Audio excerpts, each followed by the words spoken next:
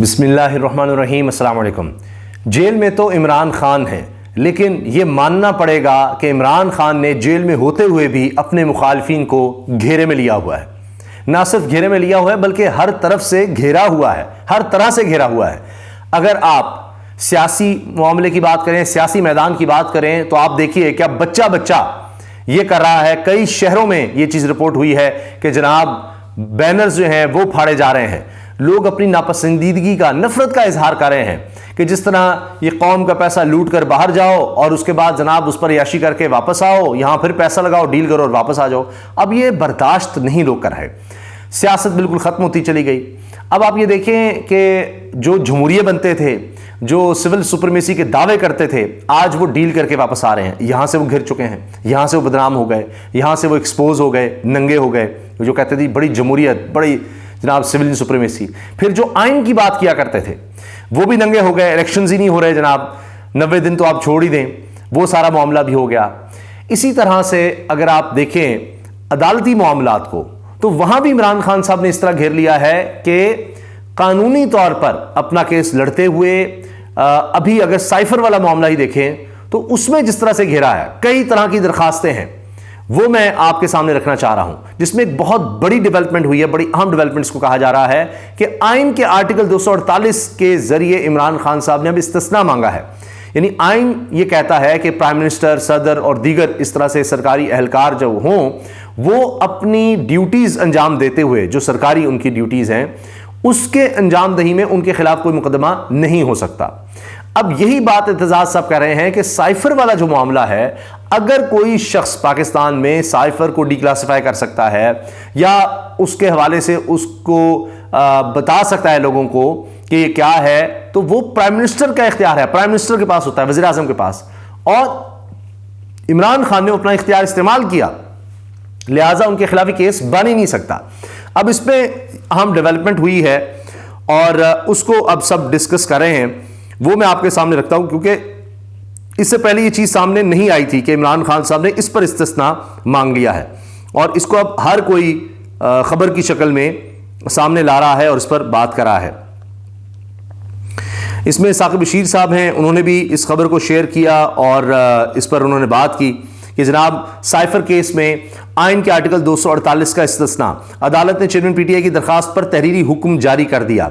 अब इस हुक्म के मुताबिक जवाब भी मांग लिया गया है कि इमरान खान साहब ने जो इस्तिस्ना मांगा है इस पर जवाब दाखिल किया जाए, जवाब दिया जाए, क्योंकि ये बड़ा वाज़ेह है आइन कि जनाब इस तरह से आप किसी प्राइम मिनिस्टर के खिलाफ मुकदमा तो दायर कर ही नहीं सकते। इसमें अब पूरी खबर जो आज टीवी पर भी ये और बाकी तमाम चैनल्स पर भी ये चली है, तो उसके मुताबिक जनाब चेयरमैन पीटीआई की दरखास्त पर नोटिस भी गए हैं। इमरान खान ने आर्टिकल 248 के तहत इस्तिस्ना की वजह से मुकदमा खारिज करने की इस्तदा कर दी। चेयरमैन पीटीआई ने साइफर केस का ट्रायल रोकने की भी इस्तदा कर दी। यानी एक तो ट्रायल रोका जाए, एक यह है कि मुकदमा ही खारिज किया जाए। पाकिस्तान तहरीक इंसाफ के चेयरमैन इमरान खान ने आइन के आर्टिकल 248 के तहत इस्तिस्ना की वजह से मुकदमा खारिज करने की इस्तदा कर दी। इमरान खान ने आइनी इस्तिस्ना और ऑफिशियल सीक्रेट एक्ट के सेक्शन 5 का इतलाक न होने की वजह से इस्लामाबाद हाई कोर्ट में साइफर केस मुकदमे के खराज की इस्तदा की है। अदालत ने चेयरमैन पीटीआई की दरखास्त पर तहरीरी हुक्मनामा भी जारी कर दिया। इस्लामाबाद हाई कोर्ट के चीफ जस्टिस आमिर फारूक ने 2 सफ़ात पर मुश्तमिल तहरीरी हुक्म जारी कर दिया। 2 सफ़ात पर मुश्तमिल हुक्मनामे के मुताबिक अदालत को बताया गया ऑफिशियल सीक्रेट एक्ट का सेक्शन 5 का इतलाक नहीं होता। चेयरमैन पीटीआई को आर्टिकल 248 के तहत इस्तिस्ना हासिल है कि भाई ऑफिशियल सीक्रेट एक्ट के तहत आप देखें, यह नहीं कि उन्होंने बाद में बात की, बतौर प्राइम मिनिस्टर उन्होंने नेशनल सिक्योरिटी कमेटी का इजलास बुलाया था, बतौर प्राइम मिनिस्टर उसमें ये बात हुई, उसमें दीगर लोग भी थे, फिर उसमें इसको डिक्लासिफाई किया गया, इसको डिस्कस किया गया, ये सब बातें वहां पर हो चुकी और उसके बाद फिर एहतजाज भी कर दिया गया। तो ये तो ऐसा नहीं था कि उन्होंने कोई प्राइम मिनिस्टरशिप से हटने के बाद जनाब को बड़ा राज और को अफशा कर दिया और फिर एतजाज एहसन साहब की बकौल। और इसमें मैं अर्ज कर दूं कि पाकिस्तान के जितने नामवर लॉयर्स हैं, आप सलमान अकबर राजा, ख्वाजा हारिस को देख लें, जितने नामवर लॉयर्स आपको मिलेंगे वो सब ये कहेंगे कि जनाब ये केस नहीं बनता, बिल्कुल तोशाखाना की तरह। उसमें तो जनाब supreme court bar, high court bar, उन सब का भी आ गया था तोशाखाना केस में और आपने देखा वो फारिग हो गया। इसी तरह ये साइफर केस का मामला है, लेकिन अब एक जिद है, उसको पूरा करना है और मुकदमात जो हैं, आप देखिए ना, जो मैंने कहा ना सिस्टम नंगा होकर सामने आ गया, उसमें पता लग गया कैसे कैसे मुकदमात बन रहे हैं। अंदर कुछ है नहीं, लेकिन अब आप तोशा खाना किसी का नहीं सुनेंगे। जब उनकी बारी आई कि जनाब बताओ ना ज़रा 2000 तक तो बता दिए, क्या कुछ ले उड़े, उससे पीछे भी जाओ, वो आज तक कोई मामला छेड़ ही नहीं रहा कि उससे पहले क्या कुछ लिया जा चुका है तोशा खाना से। तो इसी तरह ये साइफर का अगर मामला है तो जनाब फिर डॉन लीक्स और मेमो स्कैंडल और वो सब क्या क्या था। तो खैर अब बात यह है कि इसके अलावा इमरान खान साहब क्या कर रहे हैं कि FIR को भी कलअदम करने की दरखास्त है। इमरान खान ने खुफिया ट्रायल को भी चैलेंज कर रखा है, जेल ट्रायल को चैलेंज कर रखा है, फर्द जुर्म को चैलेंज कर रखा है, 9 अक्टूबर के फैसले को चैलेंज कर रखा है। इमरान खान ने कानूनी शिकंजा जो है ना वो भी अपने मुखालिफिन में कसा हुआ है कि हर एक को पता लगे कि इस सिस्टम में जनाब क्या खामियां हैं, किस तरह मुकदमे बनाए जाते हैं, किस तरह से ये सारा खेल रचाया जाता है। और इसके साथ साथ जनाब अब बात यह है कि साइफर केस की आइंदा से जेल समात होगी या अदालत समात। 12 सितंबर से महफूज फैसला, 12 सितंबर से, सोचिए ज़रा, 12 सितंबर से महफूज फैसला है और अभी तक नहीं सुनाया गया। इस्लामाबाद हाई कोर्ट के चीफ जस्टिस आमिर फारूक का कल सुनाएंगे, अब ये सुबह को ये सुनाया जाना है जनाब।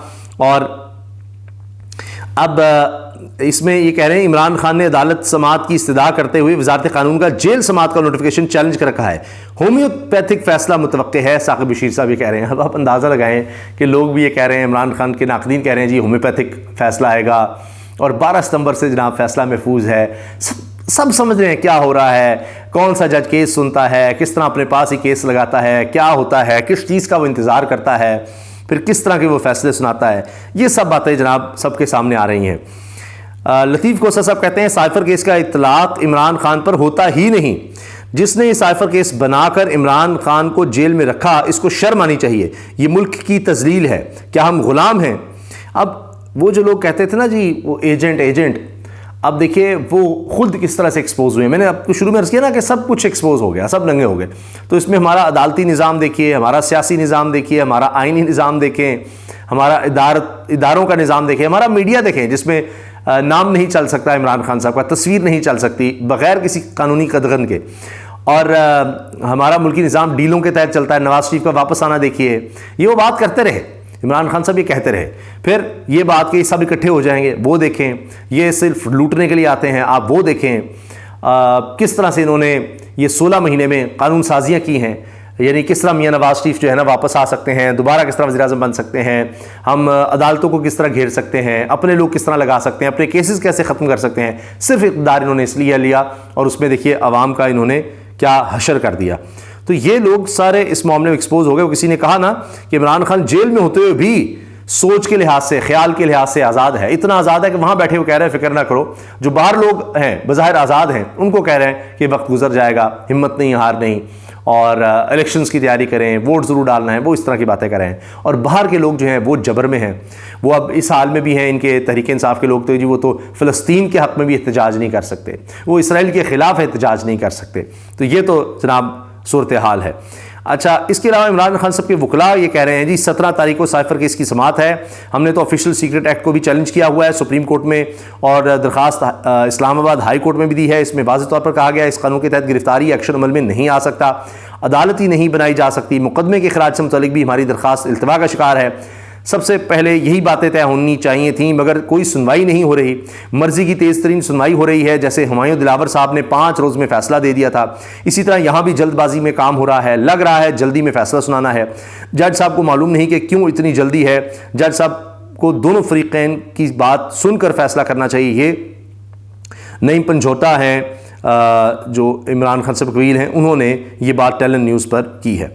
अच्छा, इसके साथ साथ जनाब आखिर में कुछ जुमले हैं जो मैं आपको ज़रूर सुनवाना चाह रहा हूँ। और ये सीनियर सहाफ़ी ने जो बात की है ना जनाब जुनैद सलीम साहब ने, वो कहते हैं PTI को बैनर लगाने की इजाज़त हुकूमत नहीं दे रही, जबकि नून लीग को बैनर लगाने की इजाज़त अवाम नहीं दे रही। बाकी जलसों के बारे में तो पूछा जाता है कि मुकर्रर कौन कौन है, कि जलसे में कौन कौन तकरीर करेगा, जबकि नून लीग के जलसों में लोग पूछते हैं कि क्या क्या पका हुआ है। ये देखें ना, अब ये इनका हाल हो गया है। तो क्या इनकी सियासत रह जानी है, अब ये वलीमे की दावतों टाइप ही सियासत है इनकी।